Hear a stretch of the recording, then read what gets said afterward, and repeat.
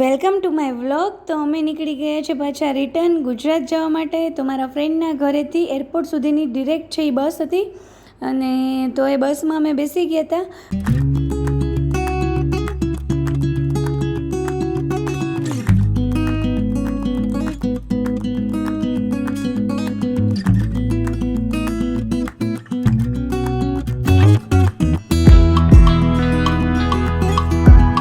તો અહીંયા થતી હતી ડીજી યાત્રાની પ્રોસેસ, મતલબ આપણા બેગમાં જે બી આપણે લેબલ ને બધું લગાવવાનું હોય એની પ્રિન્ટ આઉટ છે અહીંયાથી જાતે લઈ અને એ લગાવી દેવાના હતા.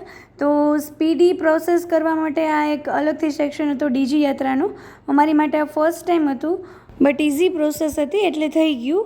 અને ખુશીબેનને આ બોલ છે એ ફ્લાઇટમાં લઈ જાવ હતો, એટલે હવે એને અહીંયાથી આગળ એવું કહેતા હતા કે તમે આખો બોલ આવી રીતે નહીં લઈ જઈ શકો, પણ તમારે હવા કાઢીને લઈ જવાનું છે. તો એટલે એને તકલીફ પડતી હતી કે હું મારો બોલ નહીં આપું. ખુશી હાલી હાલીને થાકી ગયા. તું થાકી ગઈ?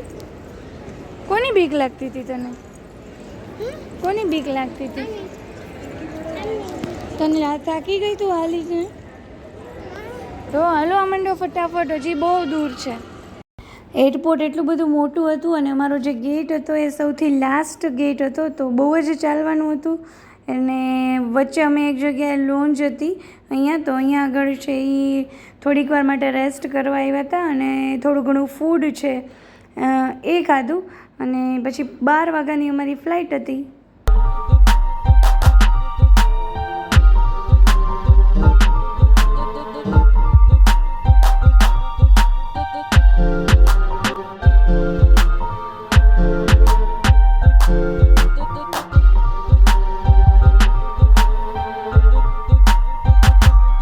શું કહે છો પ્લેનને?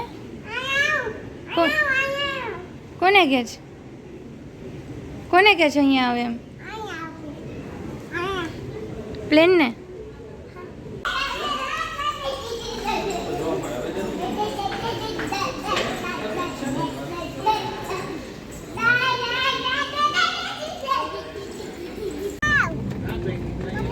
એક સીટ ઓક્યુપાય કરીને બેઠી છે. કેમ 2 વર્ષથી ઉપરનાની કમ્પલસરી હોય ને ટિકિટ લેવાની, 2 years અબો.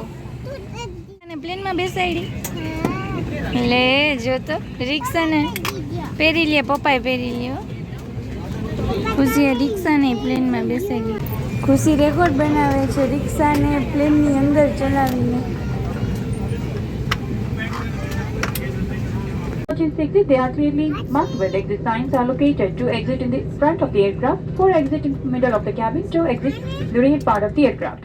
પહેલાં તો ખુશીએ પોતાની સીટની બાજુમાં જ હાથીને રિક્ષાને બધું સેટઅપ કર્યું હતું, પણ ધીમે ધીમે પોતે નીચે ઉતરી ગઈને એના માટે સીટ આખી આપી દીધી અને એને સીટ બેલ્ટ પહેરાવી દીધો.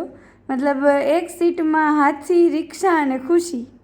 અને એરપોર્ટ ઉપર પ્લેનને ટેક ઓફ થવા માટે લાઈન હતી, મતલબ અમારી આગળ બી 2 પ્લેન હતા, એ ટેક ઓફ થઈ ગયા પછી અમે લાઈનમાં હતા, અને અમારી પાછળ બી પ્લેન છે એ લાઈનમાં હતા ટેક ઓફ થવા માટે.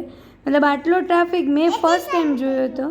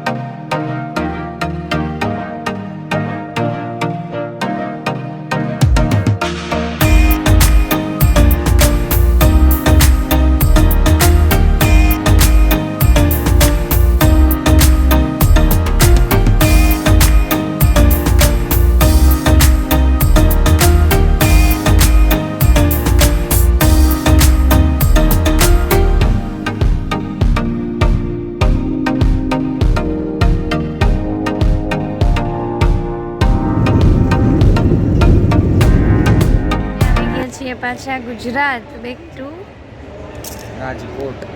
રાજકોટ. ને અત્યારે હીરાસર એરપોર્ટ ઉપર બેઠા છીએ.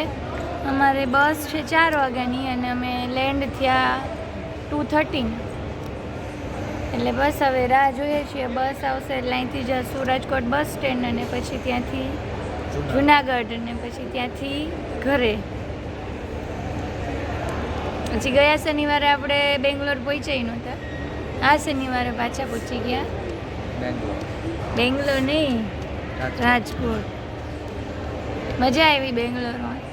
તમારું શું કેવું છે ટ્રીપ વિશે? બહુ મજા આવી, અમેઝિંગ, એન્જોયડ લોટ.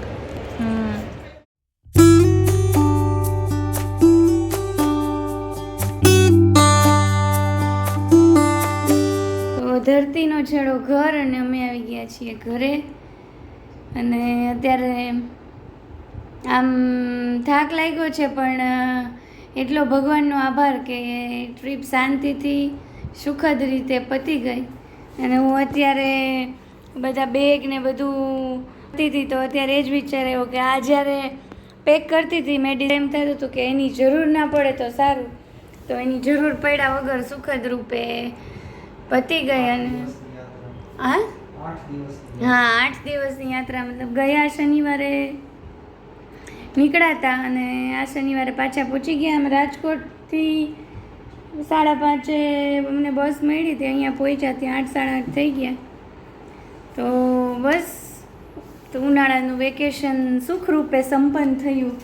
ટ્રીપના અમુક વ્લોગ છે એ મેં ત્યાં એડિટિંગ કરવાનો થોડો ઘણો ટાઈમ મળ્યો હતો તો ત્યાં જ કરી નાખ્યા હતા.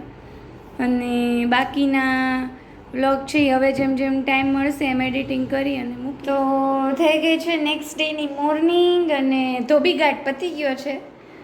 એટલે મતલબ બટ ઓબ્વિયસ છે કે આટલા દિવસ બહાર ગયા હોય તો આવીને સૌથી પહેલું કામ ધોબીઘાટનું જ કરવું પડે. એટલે એ પતી ગયું. એટલે આજ સન્ડે હતો એટલે એ સારું, એ કામ પતી ગયું. કાલે પાછું મંડે છે એટલે બેક ટુ વર્ક.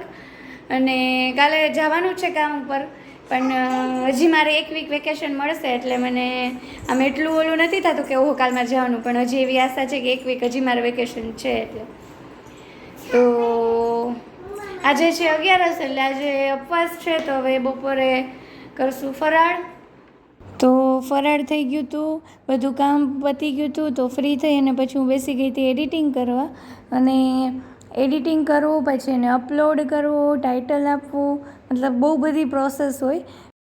અને સાંજના આ ધોબીઘાટ પતી ગયો તો પછી હવે આ બધા કપડાંને અરેન્જ કરવાના છે અને જગ્યાએ મૂકવાના છે. તો જુનાગઢમાં શ્યામને કામ હતું તો એ જુનાગઢ આવ્યો હતો એન્ડ બસ એ પૂછતો હતો કે તું કેમ કાંઈ કન્ટેન્ટ નથી ક્રિએટ કરતી, મતલબ વિડીયો કેમ નથી ઉતારતી. શ્યામ મારું લોહી પી ગયો કે તું કેમ વ્લોગ નથી ઉતારતી. બોલ હું ઉતારું? ખુશી. ઓકે, પછી બસ તો હવે આ વ્લોગને કરું છું અહીંયા એન્ડ. અને હવે પાછા આવી ગયા છીએ અમે જુનાગઢમાં. તો હવે ટ્રીપ તો કાંઈ હશે નહીં, તો વ્લોગ જે બી આવશે એ બધા જુનાગઢના આવશે. તો હજી સુધી જો તમે મારી ચેનલને સબસ્ક્રાઈબ નથી કરી તો પ્લીઝ ચેનલને સબસ્ક્રાઈબ કરી દો અને વિડીયોને શેર કરો. Thank you.